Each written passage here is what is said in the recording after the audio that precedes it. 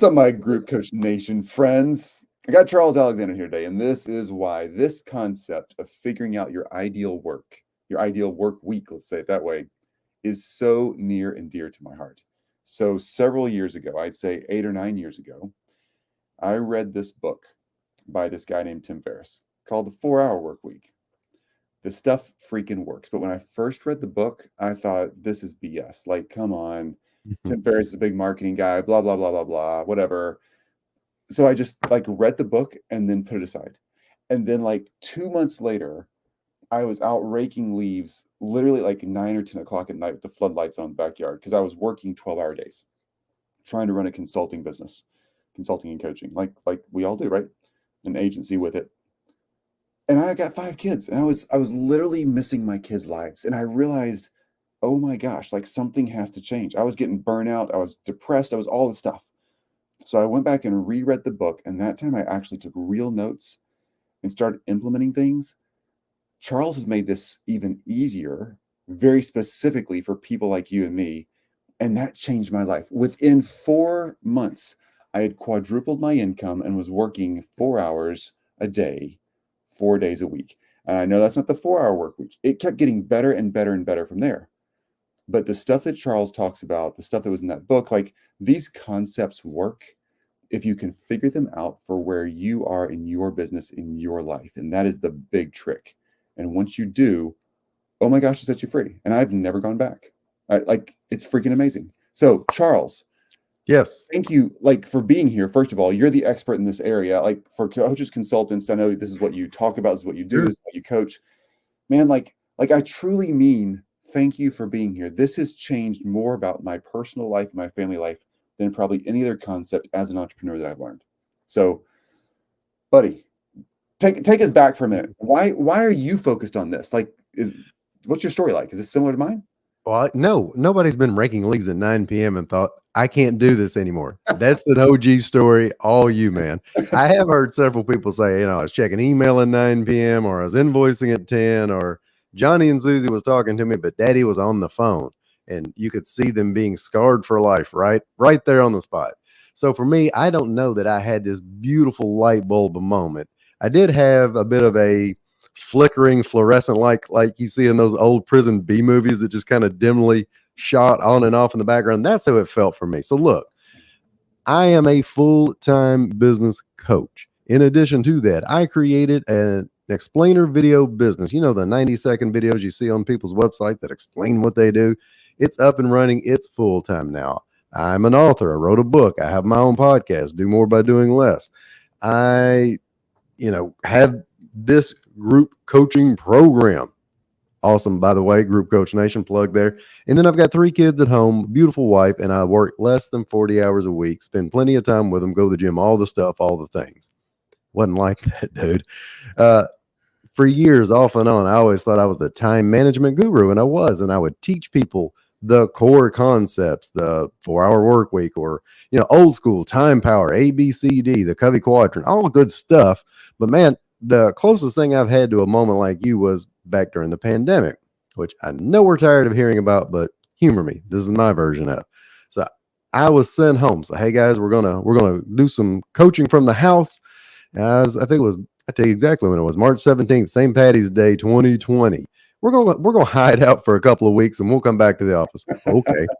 So dude, 4.5 months later, I have worked harder from home than I ever worked in the office. And I'm not complaining, because everybody else with storefronts, their life was hell on wheels, and I was trying to help them figure it out. When can we go back to work? This payroll protection plan program keeps changing over and over. What does EIDL from the SBA means? Can I have more acronyms? So one day I remember I'm sitting at my laptop. I've got my to-do list, my checklist manifesto, and I'm knocking it all out. Yay, me.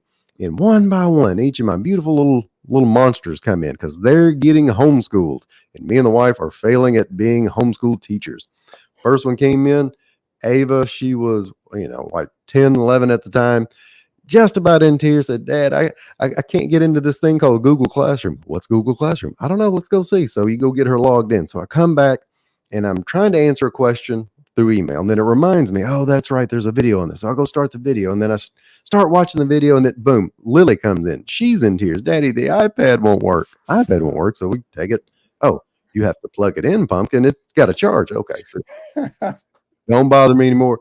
And where was I? I was on a video, and then, oh, that's right. But it was on LinkedIn. So let me go to LinkedIn. Oh, look, a LinkedIn message. I haven't heard from Jake in a while. Let's start. And then Lane comes in, my baby boy, second grader. He is in tears. Daddy, I had to get on something called Zoom. Zoom. Okay. Dude got him logged in.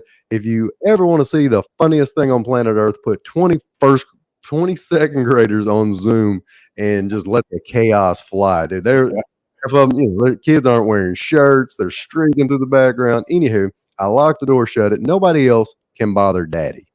Not at all. So where was I? And then I go back. Oh, that's right. It was an email. No. Oh, look, a text message. And dude, I start bouncing around item to item to item. I get to like noon that day, and I am straight up exhausted. And Groundhog Day over and over and over. And it's like one of those infomercials where somebody looks up and says, "There's got to be a better way." I'm like, dude, that's right. I'm not doing this anymore. So a great book, in addition to the one you mentioned, Cal Newport has Deep Work. Fantastic. And it's about not doing more, not checking more items off a list, but about doing the right things deeply and then figuring out what are we going to do with the rest. And I eat, sleep, breathe that book. I changed everything I was doing, created this process, and I've been implementing it. I've implemented it for myself. I've implemented it for other people. Now we have it in a 90-day or less format, walking people through this together. This is so great. It took me so long to figure out how to go from book format. All these are all great books. I've read that one too. Deep Work is so great. Oh yeah. It's so hard to go from book to, okay, is this going to change my life? We know we've all freaking read the book and seen the podcast. And anyway, all right, let me just back up here. Here at Group Coach Nation, Charles, you know this because you've been in our world for a while, but our podcast, we really interview almost always, few exceptions, people who have group coaching programs. Because this is a really great way for everybody out there to see, here's how this works. Here's another example of how you can actually scale up your coaching business and all that stuff. So, man, kudos for like helping more people and scaling that up.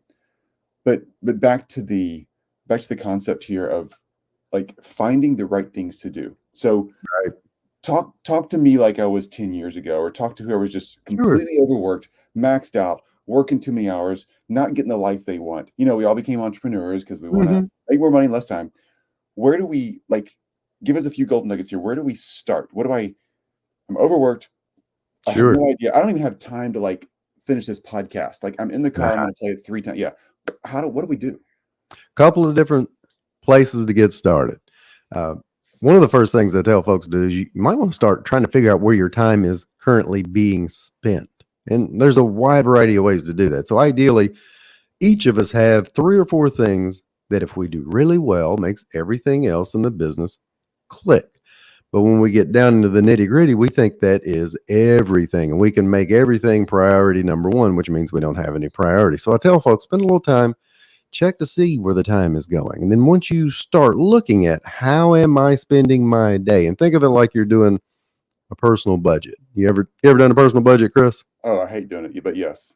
You don't have to do it anymore, dude. You're rolling in it, but just pretend. So like back in the day, Chris, he's doing a personal budget, got 5 kids at home, and you're trying to figure out what line items do we have to have, rent, insurance, these things must be here.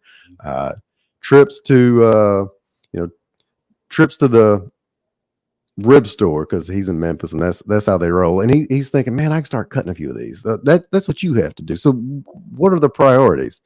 The easy one I always throw out there, because it's so simple to understand, and folks have heard the filling up the mason jar analogy. It's the philosophy professor stands in front of a class and he holds up a mason jar and he says, is this mason jar empty or full? Of course it's empty. So he put some stones in there, 4 of them, and they said, now, is the mason jar empty or is it full? Everybody, oh, it's full. So then he takes pebbles and the pebbles fall in around the stones. He says, now, is it empty or full? All right, professor, you got us. Now it's full. And then he says, wait, one more time. Then he pours in sand and the sand fills it to the top. All right, now it's officially full. The analogy for us is, what are the stones that we are putting in the jar first that make everything else fall into place? Mhm. The pebbles are the stuff we have to do that maybe we can't get rid of yet. And the sand is the crap that we probably work on all day that makes us miserable, doesn't make us any money, but they seem urgent and they are on fire. Mm. So in that same vein, uh, sticking with the book concept, another great book, Power of Habit by Charles Duhigg. A great example in there that really stuck with me years ago was from Alcoa. Alcoa is an aluminum manufacturer here in the great state of Tennessee. And they were, it's 1989. They're a $3 billion company, but to them, they need to step it up. They need to take it to the next level. So they hire Paul O'Neill to come in and raise the game. So his first press conference, they're interviewing him and they're talking, and he does a 12-minute spiel on safety. Which great. Who's going to argue against safety, right? Who's going to say, screw the workers. We, just get it done. Nope. Safety. That's great, Paul. But what about lean manufacturing? What about ISO 9000 standards? No conversation. And they were pretty frustrated, worried. Well, fast forward over a decade later, he has turned that company from $3 billion into a $27 billion company. Wow. Dude, safety, why? How does that matter? Well, he knew that if safety was the top priority, first and foremost, they were losing a lot of downtime to shutdowns for safety issues. That went away. Employee production skyrocket. Employee turnover went down. Employee suggestions went up. You see all the trickle down effect from doing that one thing really well. If we're talking about Group Coach Nation, there's a million moving parts behind the scenes. But the one thing that if Chris does really well, like, podcast guests, have good live events for people to attend, bringing in groups of people all at the same time so he can kind of share the good news.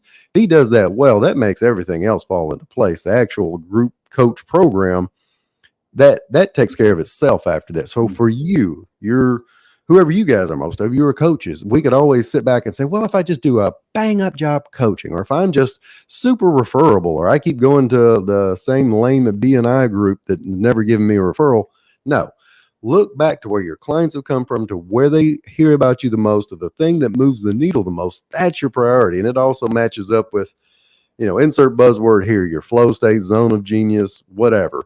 But the things that you do well, that you're good at, that make everything else flow, and it should only be 3 or 4, that's your priority. Then we take everything else, and it's a list, a long list. Then we start figuring out what to do with those.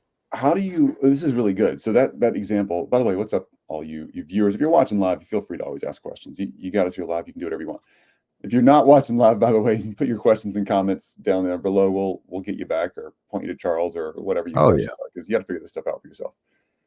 How do you, like this, the example you just gave of that safety concept, that aluminum company, like I would not have guessed that you would have said that. Like I wouldn't have known how to tease that out and say, that's the thing with the most leverage for everything else from a production standpoint.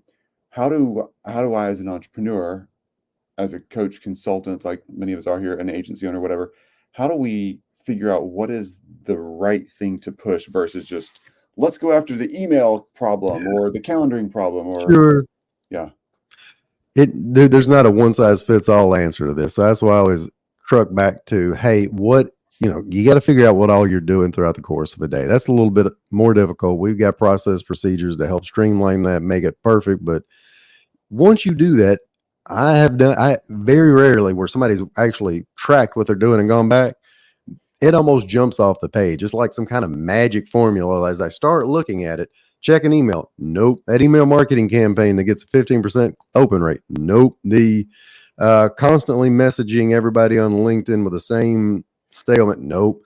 I had an event last week. I only had 7 people show up. 3 of them turned into clients. Okay. Let me highlight that real quick. And because that's starting to make sense. It's the things as you start to examine them that give you the biggest bang for your buck. And if you're honest with yourself and you're not just doing the busy work so you feel like you're productive and you're looking at it, it's usually something that is within your specific skill set that you enjoy doing, that as you look at it, you can almost draw an arrow to certain clients that it's brought you. And there's a direct connection. So many times, if it's a low leverage task, you can almost see, well, somebody else could actually do that, or it could be automated, or, hey man, it could just straight up and down be eliminated. Mm. Giving you a different example, and I assume everybody, I'm from Tennessee, so humor me here. A New Testament example, like the Pharisees are asking Jesus, which of the 10 commandments is the most important? Well, they don't care. They're just trying to mess with him. So whatever one he says, they can say, see, he said it was this one, so it's okay to do all the other bad things. He said, pretty simple. Don't put any other gods before me, and, love your neighbors yourself. Well, that was it, right? Because you couldn't lie, cheat, steal, covet thy neighbor's oxen, which is difficult because my neighbor Peyton has this beautiful blue oxen in the backyard. And that's the thing you got to look for. What is that one thing that if you do, it almost renders everything else not nearly as important? That's really good. Okay, so I get the concept there. That's the difficult thing. So here's what it is for me, and this is just me and you talking here, Charles. I'm so close to what I'm doing. My average work week's about 12 to 14 hours. And that's both running our creative agency and running Group Coach Nation. And an awesome team. They're, half of them anyway. They're fantastic. So, but I know that 14 hours is still got a lot of fluff in it. Sure. But I'm so close to it and so focused on the parts that I believe I have to play. It's hard for me to, one, step back enough to get clarity and say, here's the stuff I shouldn't be doing or should be doing more. And step two, honestly, I think it's harder for me to have the guts to say, I can let go of this and let somebody else do it, because I think I've focused all my energy on the important things that only I can do for so long. And I've gotten better and better and better. At some point, we all have this, there's a different breaking point for all of us. We all have this point where but that's the thing that I'm pretty sure I have to do. Nobody else can do it. And I look at people who are ahead of me in whatever, we're all in the coaching consulting space. Right. I'm like, that person's more efficient than me, ahead of me in efficiency. And they've let go of it somehow. And it's hard for me to see, here's where I am now with what I think I'm being smart with. Here's where I see them. What did they do in between here and there? Right. If you're asking, then how do I've already down to 14 hours, but I know that I can still. What if I could do 6? What if I could make it 6 hours? Yeah. What if you just quit, right? What you're looking at, did what you're looking at that point and doing. And, this is preaching to the choir. I promise you it's not a pitch for anybody listening.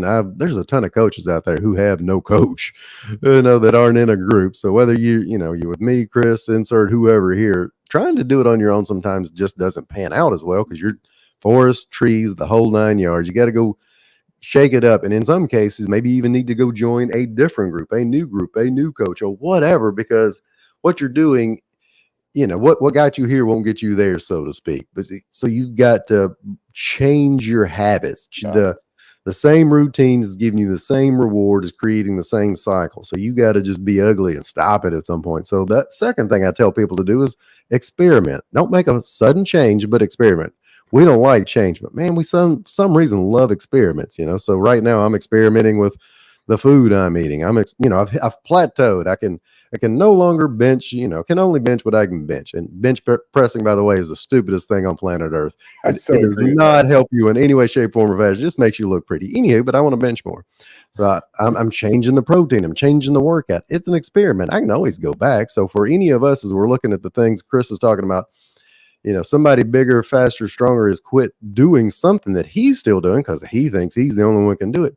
Try and experiment, a 1 week thing. And that's where I start telling people, I don't work with a ton of Chris's. I'm working with folks that are not working 14 hours a week. They're working 64. So they're trying to figure out, how do I get out of data entry? Oh, I'm the only one that can do it. Oh, I'm the only one that can follow up and send this specific email that's quite frankly a template.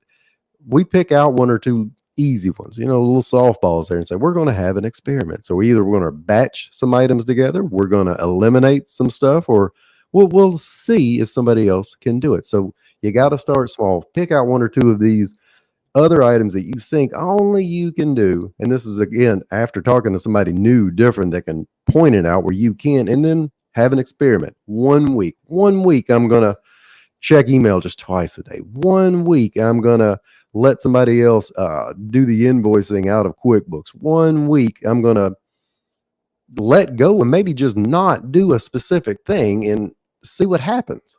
Yeah. Okay. This is good. I got some questions coming up here. I'm watching some stuff on social here. So questions for you in a second. But before I say that, let me just two things. One, experimenting versus making change. That is such a great mindset shift because you're right. Change is hard. Experimenting for some reason is easy, but it's the same thing. So Yeah, experiment, figure out what works, and then you can commit more and more and more as you get into it. right. Love that concept. So helpful. Two, I'm putting Charles' website up here real quick before I forget to do this. www.yourcharlesalexander. If you're listening, I'll read it out to you. yourcharlesalexander.com. Yourcharlesalexander.com. Reach out to Charles with questions. Like, he's the guru on this. By the way, Charles is in one of our mastermind groups right now. He's actually teaching our pro advanced level group this Thursday because he's True freaking good at what he story. does. So, Charles, thank you for doing this. Okay, question. If I get this right, a couple that are similar. Okay, here we go. So, trying to go from, I got several ranges in here. Trying to go from 60 to 80 hours per week. The goal is to cut 20 to 30 hours. So people want to cut significant portions, Sure. like 25, 30% of their time. What do I do with the free time? Oh, okay. So the questions of how to cut the time are there. I think you've already answered some of those. What do I do with the free time? Oh, Somebody asked that. That is the best question ever. that's a really good question. I struggled with that too, Charles, when I first did it. What do you say I, to that? I've, I've got answers. In fact, this is the very beginning of what's going to happen on Thursday. I don't jump straight in. All right, we're going to cut and be productive and, you know, hustle and grind here. First thing I ask people is if you really want to do this, the first question you must answer is A, what would an ideal work week even look like? You can't just say, I want 4 days and then just roll over one day and think you have a perfect schedule. So, what does that look like for you? When does, it doesn't have to be an exact 4 day work week. Some folks is Monday through Thursday, 6 to 12. Others, it's Monday, Tuesday, Thursday, Friday. Some folks, it's Monday through Saturday with 3, 4 hour blocks here and there. And it's all dependent upon their family schedule or whatever else. So the second thing I always ask people, and I've taught this several times, is what would you do if you had one full free day per week? And the answers come back flowing pretty heavily. And that one full free day doesn't have to be sitting at home by yourself watching Price is Right. But by the way, it's awesome. Drew Carey, great host. You can figure out take a look at your life. For a lot of the folks I work with, they have kids. Their kids are still at home. Are you spending 30 minutes to an hour a day with each of them? Are you going on dates with the spouse? Are you getting into the gym to the degree that you want to? Are you reading the books that you felt like you wanted to read? Are you volunteering? Man, hiking? I don't know why that keeps popping up. People around here love hiking. Are you going hiking at the state park? Are you traveling somewhere? It doesn't have to be long trips. Create a laundry list of things that light you up, that make you happy, that make it worthwhile to be on planet Earth. I know it gets existential, but zero people have been on their deathbed and said, oh, if I could just compose one more email sequence, if I could just run one more Facebook ad. That has been said by zero people ever. Look, man, we got about 4,000 weeks on planet Earth, and a lot. If you're like me, I don't know, I might be at halftime or well beyond. So you're looking at the time you have left. What do you want to say? Oh, I wish I hadn't lost touch with Chris after I got done with Group Coach Nation. I wish I would have went to Memphis and we went to Rendezvous like I planned on doing. Doesn't have to be. Your time does not have to be this beautifully invested thing where you're making more sales calls and this is going to sound, I apologize, controversial is not the right term, but you don't have to keep leveling up into infinity. You don't have to keep going to the next conference, doing the next great mindset shift. Sometimes you can just be happy with and content with some of the stuff you already have, but don't get a chance to use. Oh, that sounds peaceful, actually.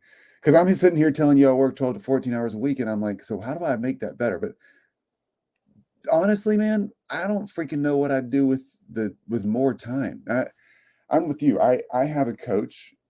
You have a coach. Like everybody needs a coach or a consultant. I know we all are one. Everybody in this Yeah. audience is one. But oh my gosh, you can't do this thing alone. Reach out to Charles, reach out to somebody, Yeah. this kind of stuff. But here's my thing, dude. I'm like, so I only work a little bit and I filled my time. But when I first started freeing my time up, I got like more, I was excited that it was working. And then after about a year of that, I was down to working a couple hours a week. And Jill and I were traveling with our kids for like 4 to 6 weeks at a time. Sure. We were having a ball. But when the kids were back in school during the regular school year, I was purposeless and kind of depressed.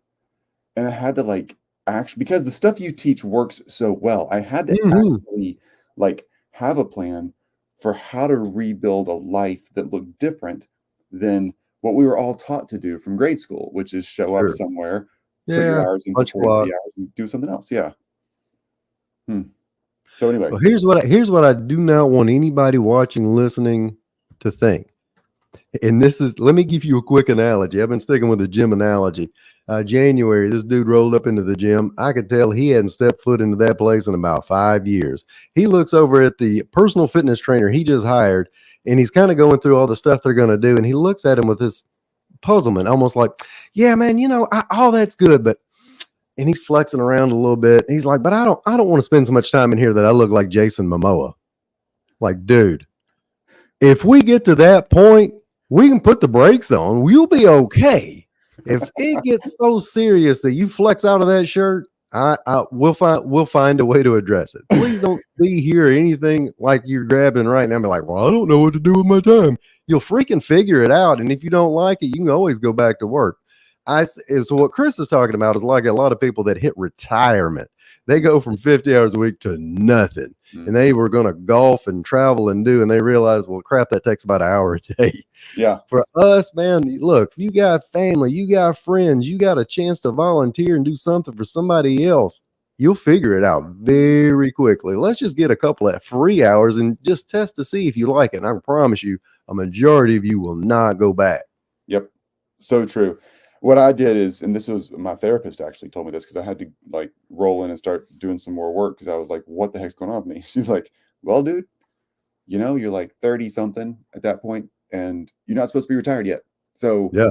go do something. Yeah. So I did more volunteer work for an organization here in town we love, the Child Advocacy Center. Did more like outdoor stuff, got into paddleboarding, got into skateboarding more, like had fun stuff going on. Started hanging out with some retired guys who like to paddleboard and kayak a local river. And then here was the one that kind of threw me off a little bit. Those are all fun things, right? Yeah. But all of a sudden I was like, I actually wanted to do more work. And Sure. my creative juices were flowing for like solving real stuff. And so my business got more productive because I had more time to think. So That's I right. shifted for a while there, I shifted back up to like 30-hour work weeks. And I've settled in this like 14-ish Yeah. range.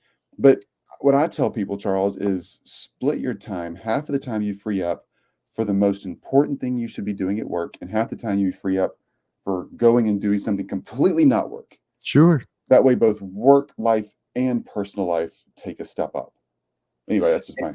And I've had a lot of people that do that. Once they free up some additional time and they're happy with it, a lot of them will reinvest that time, not necessarily into just money making ventures, but a lot of them are coaches. They'll teach something that they've always wanted to, but they haven't quite had the guts or the time to do.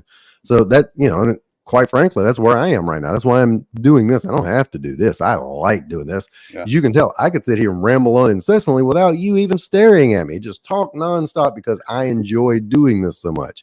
You get to do some of that plus all the fun, free things that you've been ignoring. Mm-hmm. Oh, I love it.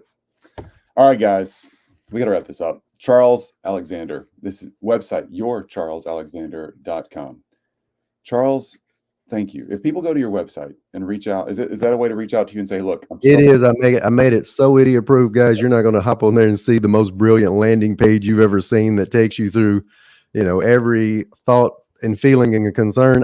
I made it for you. You hop on there. There's a fantastic webinar where I dig into this, and then there's a giant blue button. Come talk to me very quickly. Let's see if this is going to fit for you. And it does not fit everybody, but if you're the right fit and you're the right person, the group, my group is available regularly. I keep a small but tight knit group set of folks, because this type of work is real work, but it flows well with 5 to 6 folks that are like-minded. So I'm constantly trying to help folks. And if it's not for you, I promise you, I don't do sales pitches. I hate them myself, but I will always point you in the right direction, and you'll leave with something. So yeah, go to yourcharlesalexander.com. It's easy. You can't mess it up. Buddy, thank you. Thank you. This All is right, dude. a very meaningful concept. This is where it starts, folks. Honestly, you got to have an offer like we talk about. You got to have leads. You got to have sales. You got to have all the stuff. But if you don't have time and your life isn't sorted and you're not balanced in what you're doing, you have a hard time thinking of all that stuff and figuring out the solutions. You got to have space. You got to have margins. Another great way to say it. Yep. Charles Great is a point. margin guy. Yeah. All right. Man, you're the best. Charles, thank you so much. All right, friend. Thank you. Y'all have a great day. Okay, Charles, stick around for a second. The rest of you folks, do the work as always. Get the results. I know I say that a ton, but just do the right work. We're not here to build a hustle culture. You've heard me say that too. That's why Charles is here. Don't build a hustle culture. Go out there, get the right stuff done, slim those work hours down, and be the person you want to be. All right, do the work, guys. Talk soon.